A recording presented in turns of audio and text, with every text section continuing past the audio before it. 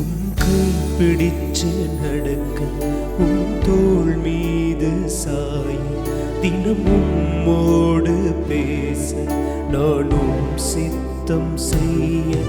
என் வாழ்வெல்லாம் நீரே, என் வழியெல்லாம் நீரே, என் பலனெல்லாம் நீரே, எனக்கெல்லாமே நீரே. இயேசுவே என் நேசரே, என் வாலிபம் உமக்காகவே.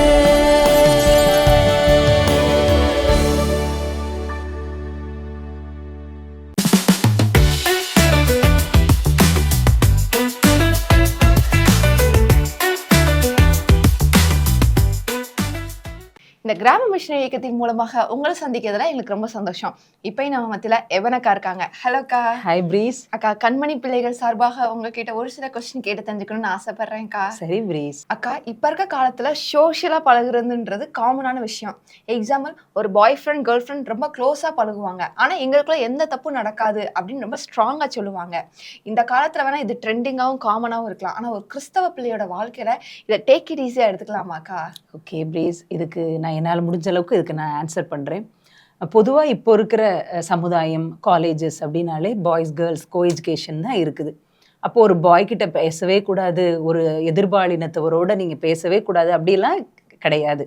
பாய்ஸ் கூட படிக்கிறோம், கேர்ள்ஸ் கூட படிக்கிறோம், அவங்க கூட நம்ம பேசலாம், அவங்க கூட நம்ம ஏதோ ஒரு ஹெல்ப், சின்ன ஹெல்ப் ஏதோ நம்ம பேசுகிறதுல தவறு இல்லை. ஆனால் அந்த நெருக்கம் அப்படிங்கிறதுல பாய்ஸ் கூட, கேர்ள்ஸ் கேர்ள் ஃப்ரெண்டு கூட தான். இந்த ஐக்கியத்தை நம்ம சரியாக வச்சுட்டோம்னாலே நிறைய பிரச்சனையே மாறலாம். நீங்கள் சொன்ன மாதிரி இப்போ இருக்கிற ட்ரெண்டில் சேர்ந்து படிக்கிறாங்க, அடுத்து சேர்ந்து அவுட்டிங் போகிறாங்க, சேர்ந்து சாப்பிட்றாங்க, சேர்ந்து பார்ட்டி எல்லாம் போகுது. ஆனால் சொல்லுவாங்க, நாங்களாம் எதுவுமே தப்பெல்லாம் செய்ய மாட்டோம் அப்படின்னு சொல்லுவாங்க. ஒன்று ஞாபகம் வச்சுக்கணும் பிரீஸ், எனக்கு என்ன தெரிகிறத காட்டிலும் என்ன உருவாக்கின தேவனுக்கு நிறையா தெரியும் என்ன குறித்து. அவர் சொல்கிறாரு, மகளே நீ இந்த மாதிரி விஷயத்தில் நீ தவறிடுவ அப்படின்னு சொல்லி அவருக்கு தெரியும்.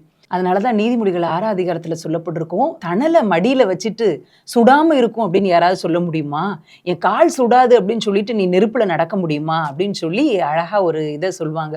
அப்படின்னா என்ன அர்த்தம்? நாங்கள் க்ளோஸாக இருப்போம், ஆனால் நாங்கள் எந்த தப்பும் செய்ய மாட்டோம். இது முடியாது. ஏன்னா காட் என்னை காட்டிலும், நான் என்ன அறிஞ்சிருக்கிறத காட்டிலும் என்னை உருவாக்கின தேவனுக்கு எல்லாம் தெரியும். அவர் சரியான இடைவெளி வேணும். அதாவது பஞ்சு நெருப்பு மாதிரி தான். பஞ்சு நெருப்பு கிட்ட தான் இருப்போம், ஆனால் நாங்கள் பத்திக்காது அப்படின்னு சொன்னால் யாராவது நம்ப முடியுமா? இன்னொரு எக்ஸாம்பிள் சொல்கிறேன் பிரீஸ். நம்ம லேப்ல பார்த்துருக்கோம் மேக்னெட், வடதுருவம் தென்துருவம். வடதுருவம் தென்துருவம் என்ன செய்யும்? ஒன்று ஒட்டிக்கிறோம், ஈர்க்கும் இல்ல? அதே மாதிரி தான் கேர்ள்ஸ் பாய்ஸ். அப்போ அது ஒரு குறிப்பிட்ட தூரத்துல இருக்கும்போது அது டிஸ்டன்ஸ் நம்ம ஒன்றும் பண்ணாது. ஆனா நான் நினைக்கிறேன், நான் வடதுருவத்தையும் தென் துருவத்தையும் கிட்ட கொண்டு வருவேன், எவ்வளோ கிட்ட கொண்டு வர முடியுமோ கொண்டு வருவேன், ஆனா ஒட்டாம பார்த்துப்பேன் அப்படின்னு சொன்னா என் கையோட பவரையும் தாண்டி அது கட்டாயம் ஒட்டிக்கும் இல்ல? இதுதான் இந்த ஒரு இதை ஞாபகம் வச்சுக்கோங்க. நாங்க எவ்வளோ நாளும் க்ளோஸா இருப்போம், ஆனா இல்லை, க்ளோஸ் ஆக ஆக ஆபத்து அதிகம் அப்படிங்கிறத நம்முடைய பிள்ளைகள் ஞாபகம் வச்சுக்கணும். உலகம் இப்படி தானே இருக்குது, ட்ரெண்ட் இப்படி தானே இருக்குது, என்ன சுற்றி இருக்கிறவங்களாம் இப்படி தானே இருக்கிறாங்க அப்படின்னு சொன்னோன்னா அது ஆண்டவருடைய பிள்ளைகளுக்கு அது தகவே தகாது. அது நம்முடைய வாழ்க்கையின் அழிவுக்கு நேராக நம்மளை கூட்டிகிட்டு போயிடும். அதனால் ரொம்ப கவனத்தோட பாய்ஸ்கிட்ட பேசலாம், அவங்ககிட்ட ஒரு சின்ன ஹெல்ப், ஏதோ ஒன்று படிப்பு சம்மந்தமாக கேட்கலாம். ஆனால் க்ளோஸ்னஸ், அடித்து பிடிச்சி விளையாடுறாங்க எல்லாரும், நானும் அப்படி இருந்தால் தானே எல்லாரும் கூட மிங்கிள் ஆக முடியும். இல்லவே இல்லை. பைபிள் சொல்லியிருக்கு, என்ன சொல்லியிருக்கோ அதை நம்முடைய வாழ்க்கையில் நம்ம ஃபாலோ பண்ணோம் அப்படின்னு சொன்னோன்னா நிச்சயமாக நம்முடைய வாலிப வயதை, நிச்சயமாக உங்களோட வாலிப வயதை கட்டாயம் பரிசுத்தமாக பாதுகாத்து கொள்ள முடியும் பிரீஸ். எனக்கு ரொம்ப அழகாக சொல்லியிருந்தேங்க்கா. இந்த யங் ஸ்டேஜில் ஆண்டவர் கூட ஒரு ஃப்ரெண்ட்ஷிப் மெயின்டைன் பண்ணோம்னா இந்த மாதிரி தப்பான காரியங்கள்லேருந்து நம்ம ஈஸியாக தப்பிச்சிடலாம்லக்கா. ஏன்னா சாத்தா டேரெக்டாக பாவத்தை கண்ணு முன்னாடி கொண்டு வரவே மாட்டான். ஒரு மாயான விஷயத்தில் தப்புனே தெரியாத மாதிரி தான் நம்மளை விழ வச்சிருவான். அப்போ நம்ம ஆண்டரோட ஒரு ஃப்ரெண்ட்ஷிப்பில் இருக்கும்போது தான் இது தப்பு, இங்கே நம்ம போகக்கூடாது, இவங்க கூட நம்ம ஃப்ரெண்ட்ஷிப் வச்சுக்கக்கூடாது, இவங்க கூட நம்ம லிமிட்டை கிராஸ் பண்ணி சேட் பண்ணக்கூடாது, இவங்க கூட நம்ம போகக்கூடாது அப்படின்னு சொல்லி நம்மளை ஆண்டர் கைட் பண்ணி. நிச்சயமா பிரீஸ், நிச்சயமா. அன்பான வாலிப தம்பி தங்கச்சி, ஞாபகம் வச்சுக்கோங்க, மேக்னெட்டை ஞாபகம் வச்சுக்கோங்க. ரெண்டுமே கிட்ட வரும், தொடக்கூடாது, நம்ம ஒண்ணுமே செய்ய முடியாது. எதிரெதிர் துருவங்கள் இருக்குதான் செய்யும். குறிப்பிட்ட டிஸ்டன்ஸ் இருந்துச்சுன்னா உங்களுக்கு நிச்சயமா சேஃப். அது ஆண்டவருடைய நாமத்தை மகிமைப்படுத்துற மாதிரி இருக்கும். அடுத்து இன்னொரு கேள்வியில உங்களை சந்திக்கிறோம். பாய்.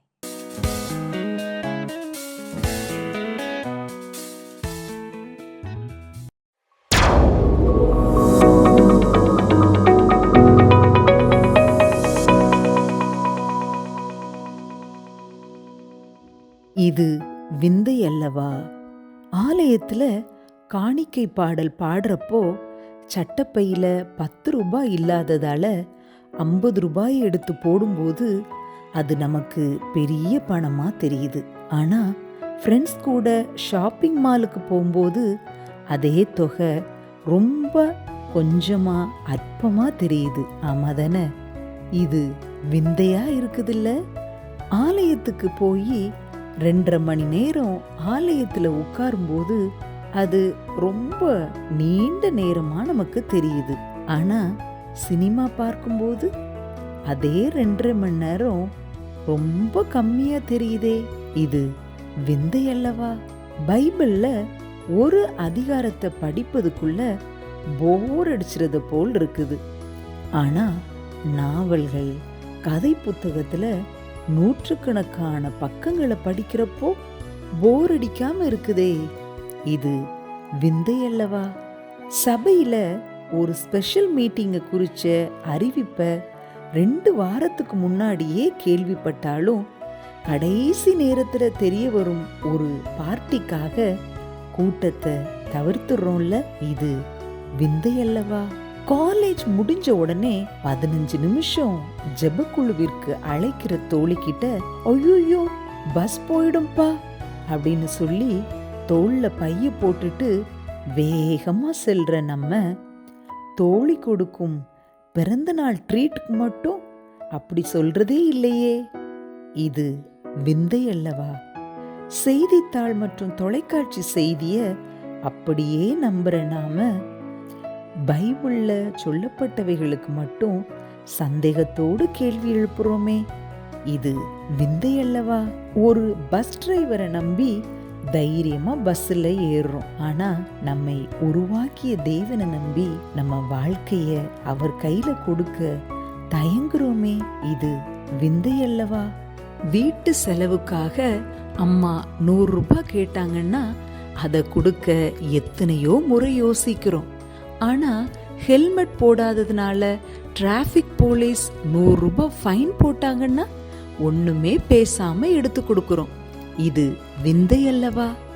ஆலயத்துல ஒருத்தர் ஆவிக்குரிய புத்தகத்தை வாங்க சொல்லும்போது வீட்ல எக்ஸ்ட்ரா காசு கொடுக்க மாட்டாங்க அப்படின்னு சொல்ற நாம லேட்டஸ்ட் மாடல்ல ட்ரெஸ் தைக்கிறதுக்கு 500 ரூபாய் 600 ரூபாய் கொடுக்கிறோமே. இது விந்தை அல்லவா? பரலோகத்துல எப்படியாவது ஒரு இடத்தை பெற்றுக்கொள்ளணும் அப்படின்னு விரும்புற நம்ம மறிக்க விரும்புறதே இல்லையே. இது விந்தையிலும் விந்தை அல்லவா? ஆண்டவரே, என் ஆசை விருப்பங்களுக்காக நீர் என் மேல் வைத்த திட்டத்தையும் நோக்கத்தையும் அலட்சியம் பண்ணிவிடாமல் வாழ உதவி செய்யும். ஆமேன்.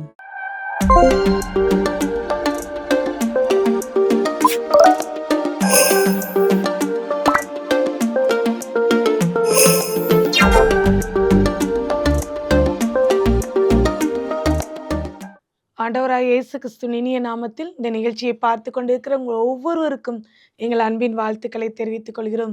இந்த கண்மணியை கேள் நிகழ்ச்சியை வாரந்தோறும் நீங்கள் பார்த்து வருகிறீர்கள். நிச்சயமாகவே இது உங்களுடைய ஆவிக்குரிய வாழ்க்கையில எப்படியாக இந்த உலக வாழ்க்கையில நீங்க வாழ வேண்டும் என்று சொல்லி அநேக காரியங்களை உங்களுக்கு கற்றுக் கொடுக்கிறதாக அமைகிறது என்று நாங்கள் விசுவாசிக்கிறோம். கண்மணியை கேள் என்று சொல்லி வாலிப பெண் பிள்ளைகளுக்கு என்று ஒரு பிரத்யேகமான புத்தகத்தை 2 மாதத்திற்கு ஒரு முறை வெளியிட்டு வருகிறோம். இதையும் நீங்கள் பெற்றுக்கொள்ள விரும்பினால் நீங்கள் எங்களோடு தொடர்பு கொள்ளுங்கள். உங்களுடைய அனுதின வாழ்க்கையில நீங்க எப்படி பரிசுத்தமாய் வாழ வேண்டும், கர்த்தருக்கு பிரியமாய் எப்படி நடக்க வேண்டும், உங்களுக்கு வருகிற போராட்டங்களை எப்படி நீங்க மேற்கொள்ள வேண்டும் என்று சொல்லி அநேக காரியங்களை பிராக்டிக்கலா நடைமுறை வாழ்க்கையில நீங்க அபியாசப்படுத்துவதற்கு வேண்டிய ஆலோசனைகளை அந்த புத்தகத்திலே நாங்கள் வெளியிட்டு வருகிறோம். உங்களுக்கு தெரிந்த மற்ற நண்பர்களுக்கும் மற்ற தோழிகளுக்கும் நீங்கள் அதை அறிமுகப்படுத்துங்கள். அதோடு மட்டுமல்ல, கண்மணி பிள்ளை இயேசுவுக்காக அப்படின்னு சொல்லி ஒரு ஜெப திட்டத்தை நாங்கள் தொடர்ந்து ஜெபித்து வருகிறோம், நடத்தி வருகிறோம். அந்த ஜெப திட்டத்திலே அநேக கண்மணி பிள்ளைகள் இணைந்திருக்கிறாங்க. ஒருவேளை இந்த நிகழ்ச்சியை பார்த்து கொண்டிருக்கிற நீங்க அந்த திட்டத்துல இணையாமல் இருந்தீங்க அப்படின்னு சொன்னா நீங்க அந்த திட்டத்துல இணையும்படி எங்களை நீங்க தொடர்பு கொள்ளலாம். உங்கள் ஒவ்வொருவருக்காகவும் அனுதினமும் எங்களுடைய கெத்செமனே வளாகத்துல நாங்களும் எங்களுடைய ஊழியர்களும் உங்கள் ஒவ்வொருடைய பெயர்களையும் சொல்லி திறப்பிலே நின்று ஜெபித்து வருகிறோம். நிச்சயமாகவே உங்களுடைய எதிர்கால வாழ்க்கை ஆசீர்வாதமானதாய் ஒளிமயமானதாய் இருக்குங்கிறதுல எந்த சந்தேகமும் இல்லை. இப்பொழுதும் நம்ம அல்பபெட்டிக் லெட்டர்ஸ்ல ஒவ்வொரு லெட்டரா நம்ம தியானித்து கொண்டே வந்தோம். இந்த நாள்லையும் நாம் தியானத்திற்காக தெரிந்து கொள்ள வேண்டிய லெட்டர் என்ன அப்படின்னு சொல்லி பார்த்தோம் அப்படின்னு சொன்னா யூ. ஏல இருந்து இப்போ கடைசியா நம்ம யூ வரையும் வந்துட்டோம். இன்னும் ஒரு சில லெட்டர்ஸ் தான் நம்ம தியானிக்க வேண்டியிருக்கு. அந்த லெட்டரை நம்ம மையமா வச்சு 3 காரியங்களை ஆண்டவர் நம்மோடு கற்றுக் கொடுக்கிறார், நம்மோடு பேசுகிறார். அந்த காரியங்கள் நம்முடைய வாழ்க்கைக்கு மிகவும் பயனுள்ளதா இருக்கும் அப்படின்னு சொல்லி நான் விசுவாசிக்கிறேன். இந்த நாளையும் அந்த யூ லெட்டர் நம்ம கற்றுக் கொடுக்கிற முதல் சத்தியம், ஆண்டவர் உங்க ஒவ்வொருத்தரோட பேசுகிற காரியம் என்ன அப்படின்னு சொன்னா யூ ஆர் யுனீக் அப்படின்னு சொல்லி சொல்றாங்க. இந்த வார்த்தையை கேட்டுக்கொண்டிருக்கிற ஒவ்வொரு வாலிப தங்கைகளே, ஆண்டவர் உங்களை விசேஷித்த விதத்துல யுனீக் பர்சனா படைச்சிருக்கிறாங்க. இந்த உலகத்துல 8.2 பில்லியன் மக்கள் வாழ்ந்து கொண்டிருக்கிறாங்க.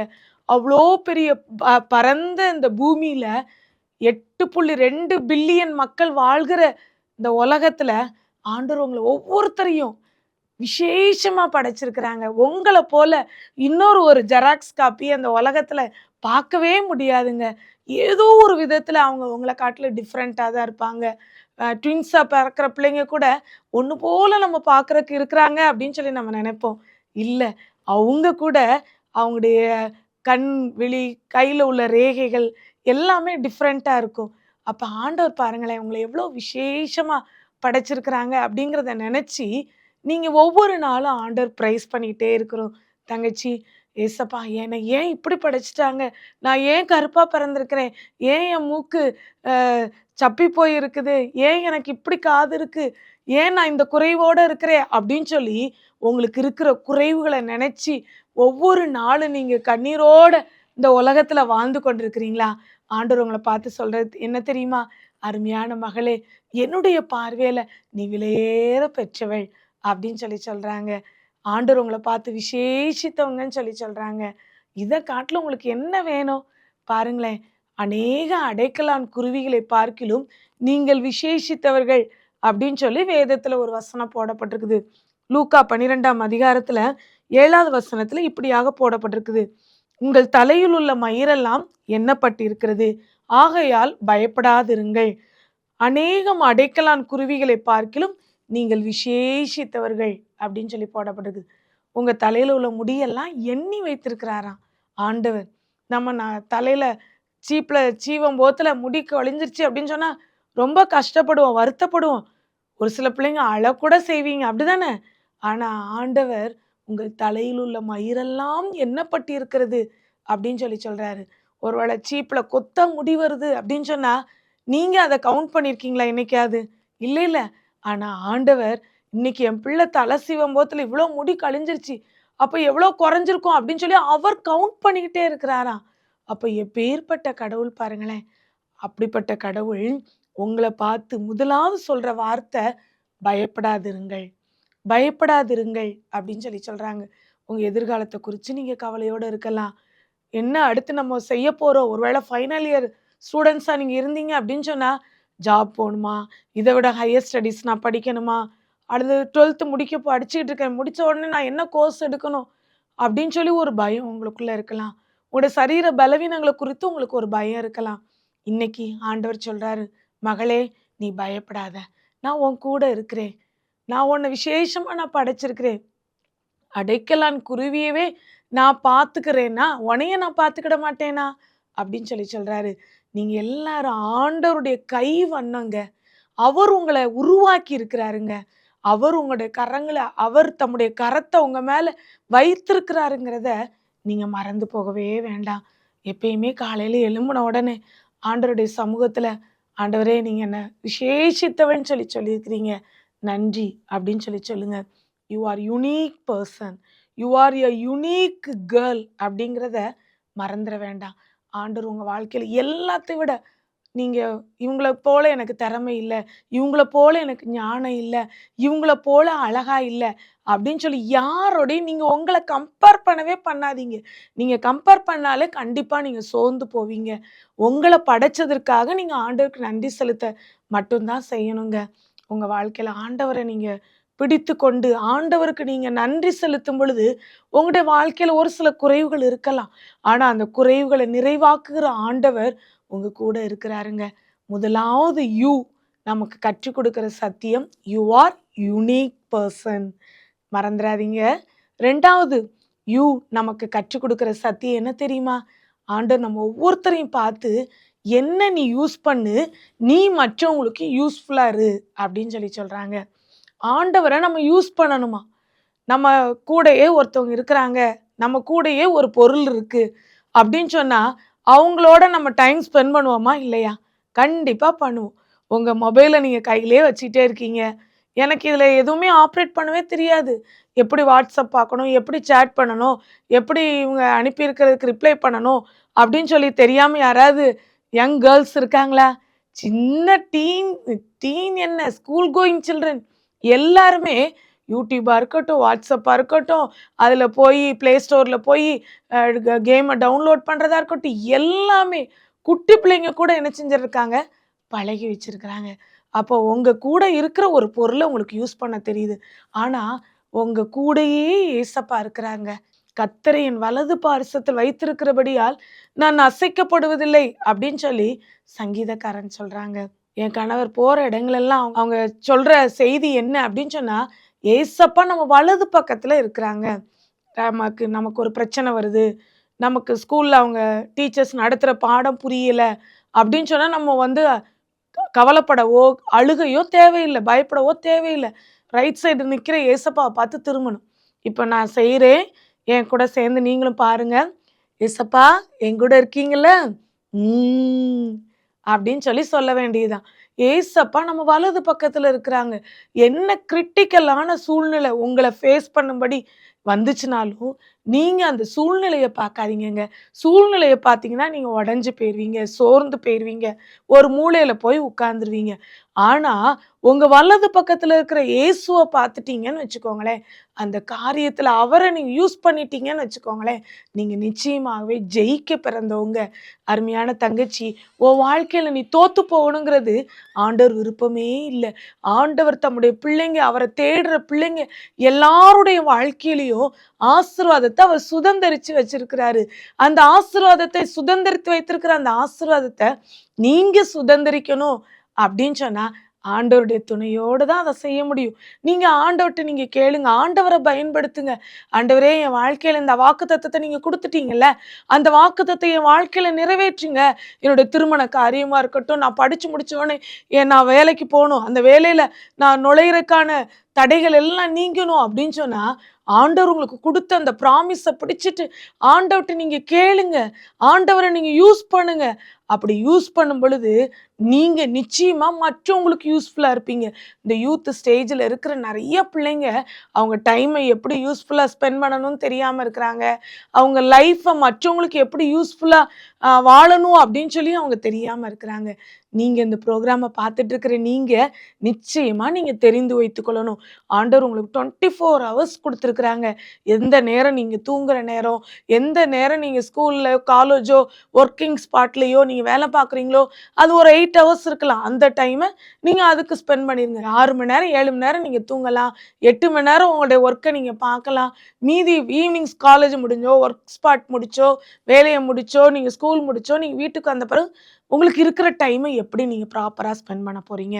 காலையில் எழும்பின உடனே நீங்கள் உங்கள் வேலைக்கோ உங்கள் படிப்புக்கோ போகிறதுக்கு முன்னாடி இருக்கிற அந்த டைமை நீங்கள் எப்படி ஸ்பெண்ட் பண்ண போகிறீங்க அப்படிங்கிறத நீங்கள் தீர்மானம் எடுக்கணும்.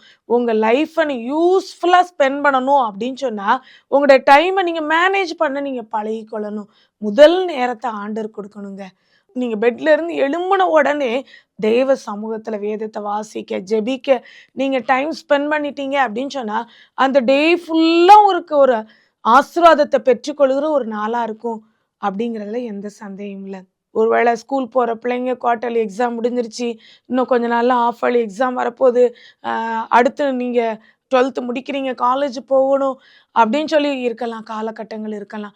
ஒருவேளை இந்த 2024 இந்த டேஸ் வரையும் நீங்கள் உங்கள் டைமை வேஸ்ட் பண்ணியிருக்கலாம், உங்களுடைய நாளை வேஸ்ட் பண்ணியிருக்கலாம். ஆனால் இன்னைக்கு ஒரு தீர்மானம் எடுங்க மகளே. ஆண்டவர் உங்களை பார்த்து சொல்கிற காரியம் என்ன தெரியுமா?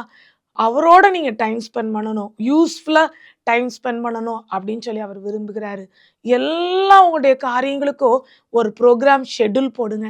நீங்கள் ஷெட்யூல் போடலை அப்படின்னு சொன்னால் ஏதோ எந்திக்கும், ஏதோ போகிறோம், ஏதோ செய்கிறோம் அப்படின்னு சொல்லி நிறைய டைம் நீங்கள் வேஸ்ட்டாக தான் என்ன செய்வீங்க, செலவழிப்பீங்க. உங்கள் மொபைலில் கூட நீங்கள் பார்க்குறதுக்கு இந்த டைம் நான் மொபைலை பார்க்குற டைம் அப்படின்னு சொல்லி ஒரு குறிப்பிட்ட நேரம், கொஞ்ச நேரத்தை நீங்கள் ஒதுக்கி வைத்துக்கோங்க. மற்றபடி நீங்கள் அதை தொட்டீங்க அப்படின்னு சொன்னால், அதை பார்த்தீங்க அப்படின்னு சொன்னால் நேரம் போகிறதே தெரியாமல் ரொம்ப ஃபாஸ்ட்டாக போய்கிட்டே இருக்கும். அதனால எல்லாத்துக்கும் ஒரு லிமிட்டேஷன் வச்சு உங்கள் டைமை நீங்கள் ஸ்பெண்ட் பண்ணீங்க அப்படின்னு சொன்னால் உண்மையாகவே அந்த நாள் உங்களுக்கு ஆசீர்வாதமான நாளாக இருக்குங்கிறதுல சந்தேகமே இல்லை. யூஸ்ஃபுல்லாக டைமை ஸ்பெண்ட் பண்ணணும்னு சொன்னேன். அதோடு மட்டுமல்ல, உங்கள் லைஃபே மற்றவங்களுக்கு யூஸ்ஃபுல்லாக இருக்கணுங்க. ஆண்டவர் நம்மிடத்துல எதிர்பார்க்கறது என்ன தெரியுமா?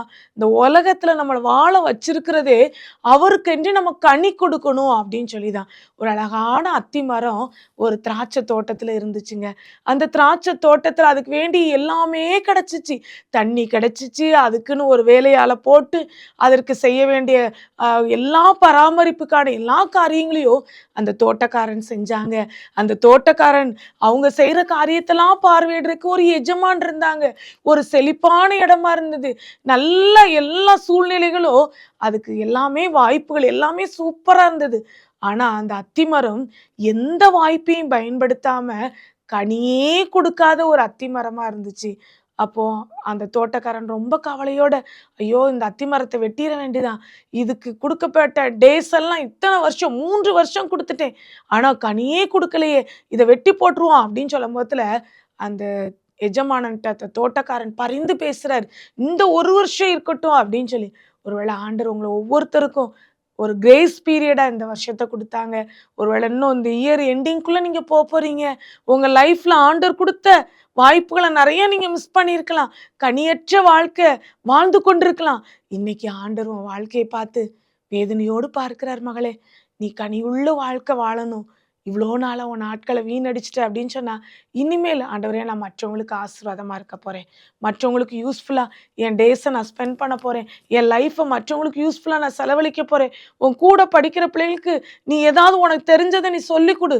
நீ ஒரு சப்ஜெக்டில் நீ ப்ரில்லியண்ட்டாக இருக்கலாம், உனக்கு கிராமர் ஈஸியாக வரும், மேக்ஸ் நல்லா போடுவேன், இந்த சப்ஜெக்ட் எனக்கு ரொம்ப ஈஸி அப்படின்னு சொன்னால் அதை நீ மட்டும் படிச்சுக்கிட்டு இருந்தால் போதாது, மற்ற உன் ஃப்ரெண்ட்ஸ்க்கும் நீ ஷேர் பண்ணு.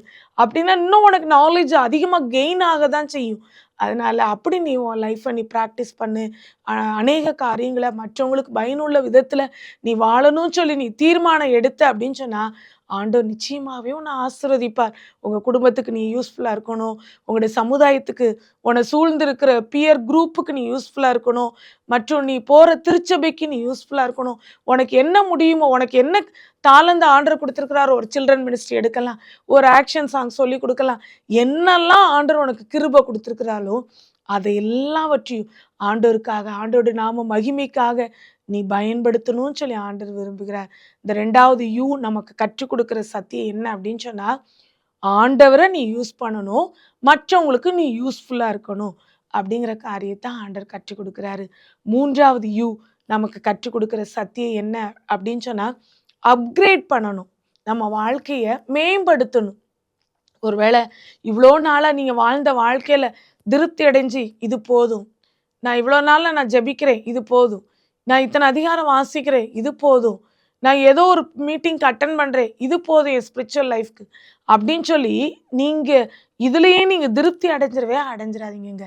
உங்கள் வாழ்க்கையில் இன்னும் மேலானவைகளை நீங்கள் அச்சீவ் பண்ணணும், இன்னும் ஆண்டவரை அதிகமாக நீங்கள் டேஸ்ட் பண்ணணும், இன்னும் ஆண்டவருக்கு அடுத்த காரியங்களில் அதிகமாக இன்வால்வ் ஆகணும் அப்படின்னு சொல்லி நீங்கள் விரும்பணும். உங்கள் வாழ்க்கையை மேம்படுத்தணும், உயர்த்தணும், அப்டேட் பண்ணணும் அப்படின்னு சொல்லி ஆண்டவர் விரும்புகிறார். ஒருவேளை உங்கள் மொபைல் ஃபோனே நீங்கள் யூஸ் பண்ணிக்கிட்டு இருக்கும்போதுல எவ்வளவோ காரியங்கள் நீங்கள் ஸ்டோர் ஆகி ஏகப்பட்ட காரியங்கள் வச்சுருந்தீங்க அப்படின்னு சொன்னால், புதுசாக ஏதாவது ஒன்று ஏற்றணும் எடுக்கணும் அப்படின்னு சொன்னால் அது என்ன செய்யும், சுற்றிக்கிட்டே இருக்கும். அதை அப்டேட் பண்ணும்போதுல தான் அது மறுபடியும் ஒரு காரியத்தை செய்கிறதுக்கு அது அக்செப்ட் பண்ணும். அதே போல உங்க வாழ்க்கையில ஆண்டவர் எல்லாருடைய வாழ்க்கையிலையும் ஒரு உயர்ந்த நோக்கத்தோடு, ஒரு உன்னத திட்டத்தோடு, ஒரு உன்னத லட்சியத்தோடு தான் உங்க எல்லாரையும் படைச்சிருக்கிறாருங்க. நம்ம நமக்கு கொடுத்துருக்கிற இந்த லைஃப்ல இதெல்லாம் போதும், இந்த அச்சீவ்லாம் நான் பண்ணிட்டேன், இவ்வளோ எடுத்துட்டேன், இது போதும் அப்படின்னு சொல்லி திருப்தி அடைஞ்சு அந்த இடத்துல நீங்க சேச்சுரேட் ஆகி நீங்க நின்றக்கூடாது. நீங்க இதை காட்டிலும் நான் முன்னுக்கு வரணும். என்னுடைய ஜெப வாழ்க்கையில இன்னும் நான் முன்னுக்கு வரணும். என்னுடைய வேத வாசிப்புல இன்னும் நான் முன்னுக்கு வரணும். இன்னும் ஆண்டவருக்கு அடுத்த காரியங்களில நான் செயல்படுறதுல இன்னும் நான் ஏதாவது இன்னும் கூட்டி செய்யணும் அப்படிங்கிறத நீங்க நினைக்கணும். ஒருவேளை 2025 வருஷத்துக்குள்ள நம்ம பிரவேசிக்க போறோம். அப்ப நம்ம பிரவேசிக்கும் பொழுது இன்னும் பல காரியங்களை நீங்க திட்டமிடணும். இப்பவுமே நீங்க அதுக்காக ஆயத்தமாகுங்க. ஜெபித்து ஆயத்தமாகுங்க. ஆண்டவர் சமூகத்துல குறைஞ்சது ஒரு 1/2 மணி நேரம் காலையில, 1/2 மணி நேரம் நைட்டு அப்படின்னு சொல்லி ஒரு டைம்ஸ் ஃபிக்ஸ் பண்ணி இன்னும் காத்துருங்க. நான் என்ன செய்யணும் ஆண்டவரே, அடுத்த வருஷத்துல நான் உமக்காக, உம்முடைய ஊழியத்திற்காக, இன்னும் ஆத்துமாக்களை ஆதாயம் செய்யறதுக்காக, இன்னும் திறப்புல நிற்கிறதுக்காக, இன்னும் என்ன ஒரு படி முன்னேற்ற என் ஆவிக்குரிய வாழ்க்கையில நான் கண்டுகொள்ள, பெற்றுக்கொள்ள எனக்கு உதவி செய்யுங்க அப்படின்னு சொல்லி நீங்க கேளுங்க. மேலானவைகளை நாடுங்கள் அப்படின்னு சொல்லி ஆண்டவர் சொல்றாருங்க. ஒருவேளை உலக பிரகாரமான ஆசீர்வாதம் மட்டும்தான் அதை பெற்றுக்கொண்டு அதுல நம்ம திருப்தி அடைந்தவங்களா வாழ்ந்துட்டோம், இதுதான் என் லைஃப் அப்படின்னு சொல்லி போதும் அப்படின்னு சொல்லி நீங்க நினைச்சிடாதீங்க. உங்க லைஃப் இன்னும் நீங்க மேம்படுத்தணும் அப்படின்னு சொல்லி ஆண்டவர் விரும்புகிறாருங்க. நம்ம வாழ்க்கையில எல்லாரையும் ஆண்டவர் அபரிதமா ஆசீர்வதித்து இங்க இருக்கிற அநேக ஜனங்களுக்கு நம்மளை ஆசீர்வதிக்கணுங்கிறது தான் நம்ம ஒவ்வொருத்தர் மேலேயும் ஆண்டவர் வைத்திருக்கிற தேவ திட்டங்க. ஆபிரகாம ஆண்டவர் தனி ஒருத்தனா அழைச்சாரு. அவங்க தனி ஒருத்தவங்களா தேவனுடைய வார்த்தையை கேட்டு அவருடைய சத்தத்துக்கு கீழ்ப்படிஞ்சு அவருடைய சொந்த ஊரை விட்டு, சொந்த இனத்தை விட்டு, அவருடைய சொந்த நாட்டை விட்டு எல்லாத்தையும் விட்டுட்டு வந்தார். ஆண்டவர் அவர் கொடுத்த ப்ராமிஸ் என்ன தெரியுமா? உன் சந்ததிக்குள் பூமியில் உள்ள வம்சங்கள் எல்லாம் ஆசீர்வதிக்கப்பட்டிருக்கும் அப்படின்னு சொல்லி ஆண்டவர் வாக்குத்தத்தம் கொடுத்தாரு. அதே வாக்குத்தத்தம் தாங்க இன்னைக்கு இந்த வார்த்தையை கேட்டுக்கொண்டிருக்கிற ஒவ்வொரு பிள்ளைங்க மேலேயும் தேவன் வைத்திருக்கிறாருங்க. நம்மளை ஆண்டவர் எதற்காக ஆசீர்வதிக்கணும்? நம்ம மூலமா இந்த உலகத்துல இருக்கிற, பூமியில இருக்கிற சகல ஜனங்களும் ஆசீர்வதிக்கப்படணுங்கிறது தான் தேவன் விரும்புகிற காரியம். அந்த தேவன் விரும்புகிற அந்த காரியத்தை உங்க வாழ்க்கையில தேவன் செய்ய விரும்புகிறாரு. அதற்கு நீங்க இன்னும் உங்க வாழ்க்கையில ஏதோ ஒரு குறைவு ஆண்டவர் உங்களை பயன்படுத்துவதற்கோ, ஆண்டவர் உங்களை ஆசீர்வதிப்பதற்கோ தடையா இருந்துச்சு அப்படின்னு சொன்னா, இன்னைக்கு தேவ சமூகத்துல அதை எல்லாவற்றையும் நீ டெலீட் பண்ணிரு. உன் சிந்தனையில இருந்து டெலீட் பண்ணிரு, உன் ஹார்ட்ல இருந்து டெலீட் பண்ணிரு. ஆண்டவர் கருத்துல உன் வாழ்க்கையை முழுவதுமா ஒப்புக்கொடு. ஆண்டவரே, நான் உம்முடைய சமூகத்துல அவைலபிள் லார்ட், என்னை இன்னும் நீங்க அப்கிரேட் பண்ணுங்க, இன்னும் நீங்க என்னை பயன்படுத்துங்க அப்படின்னு சொல்லி ஆண்டவர்கிட்ட நீ விழுந்து கிடக்கும் பொழுது, ஆண்டவர் சமூகத்துல நீங்க தான் எனக்கு எல்லாம் அப்படின்னு சொல்லி நீங்க சார்ந்து இருக்கும் பொழுது, நிச்சயமாகவே தேவன் உங்களை கொண்டு பெரிய காரியங்களை செய்வாருங்க. இந்த வார்த்தையை கேட்டுக்கொண்டிருக்கிற நீங்க மறுபடியும் இந்த 3 யூவையும் உங்களுக்கு ஞாபகப்படுத்துறேன். ஃபர்ஸ்ட் யூ நமக்கு கற்றுக் கொடுக்கிற சத்தியம், யூ ஆர் யூனிக். 2வது யூ கற்றுக் கொடுக்கிற சத்தியம், you are useful to others. Useful to அதர்ஸா நீங்க இருக்கணும் அப்படின்னு சொன்னா ஆண்டவரை நீங்க யூஸ் பண்ணணும். 3வது யூ நம்ம கற்றுக் கொடுக்கிற சத்தியம், அப்கிரேட் பண்ணணும். நம்ம வாழ்க்கையில இன்னும் ஒரு படி முன்னேற்றம், ஆவிக்குரிய வாழ்க்கையில எந்த காரியம் உலக பிரகாரமான அச்சீவ்மெண்ட்டாக இருக்கட்டும், நீங்கள் இப்போ 10th ரேங்க் வாரீங்க, 5th ரேங்க் வாரீங்க, இதோட திருப்தி அடைஞ்சிடக்கூடாது. இன்னும் நான் முன்னேறணும், இன்னும் என் ஸ்டடீஸில் முன்னேறணும், இன்னும் நான் என் ஜாபில் முன்னேறணும் அப்படின்னு சொல்லி நீங்கள் ட்ரை பண்ணணும். எதுக்காக? உமக்காக, உம்முடைய நாம மகிமைக்காக, உம்முடைய ராஜ்யம் கட்டப்படுவதற்காக இந்த காரியத்தெல்லாம் நான் கேட்குறேன் அப்படின்னு சொல்லி ஆண்டவர்கிட்ட நீங்கள் கேட்டீங்க அப்படின்னு சொன்னால் நிச்சயமாக ஆண்டவர் அந்த ஆசீர்வாதத்தை உங்கள் வாழ்க்கையில் தருவாருங்க. என்னோட இணைந்து உங்களுக்காக நான் ஜெபிக்க போகிறேன். நீங்களும் இந்த வார்த்தையை கேட்டுக்கொண்டிருக்கிற நீங்கள் ஒவ்வொருத்தரும் என்னோட இணைஞ்சு நீங்கள் ஜெபிங்க. கர்த்தர் நிச்சயமாக உங்களோட வாழ்க்கையில் ஒரு பெரிய மாற்றத்தை கொண்டு வருவார். ஜெபிப்போமா? துதிக்கிறோம் ராஜா, ஸ்தோத்திரிக்கிறோம் சுவாமி. அப்பா, உம்மை நன்றியோடு துதிக்கிறோம். நீங்கள் கொடுத்த இந்த நல்ல நேரத்திற்காக உமக்கு நன்றி செலுத்துகிறோம். நீர் எங்களோடு பேசின உங்களுடைய வார்த்தைக்காக உமக்கு நன்றி செலுத்துகிறோம். இந்த யூ லெட்டர் மூலமாக நீர் எங்களுக்கு கற்றுக் கொடுத்த வார்த்தைகளுக்காக நன்றி சுவாமி. ஆண்டவரே, எங்களுடைய வாலிபர்கள் என்ன கவலையோடு, என்ன பிரச்சனையோடு, என்ன பாரத்தோடு தனிமையில் உட்கார்ந்து, ஆண்டவரே நான் அந்த உலகத்துக்கு ஆகாதவளாக இருக்கிறேன், என்னால் ஒன்றும் பயனில்லை என்று சொல்லி அமர்ந்து கண்ணீரோடு இருக்கிறாங்களோ அவங்களோட வாழ்க்கையில ஒரு மாற்றத்தை இந்த நாளில் நீங்க கட்டளையிடுங்க சுவாமி. அவங்கள பார்த்து நீங்க சொல்றீங்கப்பா, நீங்க விசேஷமானவங்கன்னு சொல்லியிருக்கீங்கப்பா ஆண்டவரே, நீங்க தனித்துவமானவங்கன்னு சொல்லியிருக்கிறீங்க ராஜா. அப்படிப்பட்ட தனித்துவமான இவர்களை உம்முடைய ராஜ்யத்தின் மகிமைக்காக ஆண்டவரே, உம்முடைய ராஜ்யத்தின் பணிக்காக கர்த்தர் இவர்களை எடுத்து பயன்படுத்துங்க என்று சொல்லி நாங்க ஜெபிக்கிறோம். ஆண்டவரே, இவங்க உண்மை யூஸ் பண்ணட்டும் சுவாமி. மற்றவங்களுக்கு அவங்க யூஸ்ஃபுல்லா இருக்க அவங்களுக்கு உதவிச்சிங்க ஏசப்பா. ஆண்டவரே, அப்படிப்பட்ட ஒரு வாழ்க்கை அவங்க வாழ கத்த நீங்க கிருபை தாங்கப்பா. ஆண்டவரே, எங்களோட பிள்ளைங்களை நீங்க தெரிந்து கொண்டதற்கு ஒரு முகாந்திரம் உண்டு. இந்த வார்த்தையை கேட்க வைத்ததற்கு ஒரு முகாந்திரம் உண்டு. ஆண்டவரே, எங்களோட பிள்ளைங்க அவங்க வாழ்க்கையில எடுக்கிற எல்லா தீர்மானங்களிலும் நிலைத்து நிற்க கத்த நீங்க உதவிச்சிங்க. அவங்க வாழ்க்கையை இன்னும் அப்கிரேட் பண்ணி ஆண்டவரே, இன்னும் அநேக காரியங்கள்ல மேன்மையான நிலைமையை அவங்க அடைய கத்த நீங்க உதவிச்சிங்க என்று சொல்லி நாங்க ஜெபிக்கிறோம். கத்தர் அப்படியா நீங்க செய்ய போற தயவுக்காமக்கு நன்றி செலுத்துறோம். நீங்க பேசின வார்த்தைகளுக்கு கீழ்ப்படிந்து நடக்கிறவளாய் எங்களோட பிள்ளைங்கள் ஒவ்வொருவரையும் நீங்க மாற்றுங்க. படிக்கிற பிள்ளைகளுக்கு வேண்டிய விசேஷத்தை ஞானத்தை தாங்கப்பா. நீங்க எங்க பிள்ளைங்களுக்கு ஆசிரியராக இருந்து நீங்க கற்றுக் கொடுங்க சுவாமி. ஆண்டவரே, எங்க பிள்ளைங்க நல்ல மார்க் எடுத்து வெற்றி அடையணும் சுவாமி. ஆண்டவரே, படித்து முடித்து வேலை இல்லாமல் இருக்கிற பிள்ளைகளுக்காக ஜெபிக்கிறோம். பிள்ளைகளுடைய அவங்களுடைய லைஃப் கேரியரை நீங்க பொறுப்படுத்திக் கொள்ளுங்கப்பா. எங்க பிள்ளைங்க படிப்புக்கு தகுந்த நல்ல ஒரு வேலையை நீங்க தாங்கப்பா. நீங்க ஆயத்தப்படுத்தி இருக்கிறத எங்களுடைய பிள்ளைகளுடைய கண்கள் கண்டுகொள்ள அந்த ஆசீர்வாதத்தை எங்க பிள்ளைங்க சுதந்திரிக்க கர்த்தர் அவங்களுக்கு உதவிச்சீங்க என்று சொல்லி நாங்க ஜெபிக்கிறோம் சுவாமி.